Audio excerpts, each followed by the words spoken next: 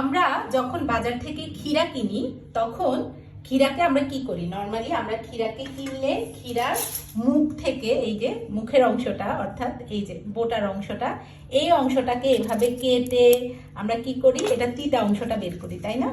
আসলে ক্ষীরা কাটার একটা সহজ পদ্ধতি আছে, যে পদ্ধতি অবলম্বন করলে আপনার এই কষ্টটা করতে হবে না। আপনাকে করতে হবে কি, ক্ষীরাকে কাটতে হবে ক্ষীরার এই অংশ থেকে, বোটার অংশ না, এই পেছনের এই অংশটা থেকে ক্ষীরা কাটতে হবে। এভাবে যদি আপনি ক্ষীরা কাটেন তাহলে ক্ষীরা কোনোভাবেই তিতা লাগবে না। এই যে আমি কেটে আমার ঘরের মানুষের কাছ থেকে এটার রিভিউ নিচ্ছি, আপনারা খেয়ে বলেন। এই যে বোটার অংশটাই ওদেরকে খাওয়াই দেখাই। দেখো তো তিতা আছে নাকি, দেখো তিতা লাগে না, মিষ্টি।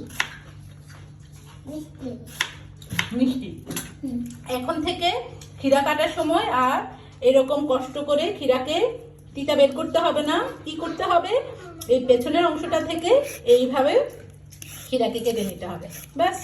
ক্ষীরা খাবেন কিন্তু কোনোভাবেই আর তিতা লাগবে না।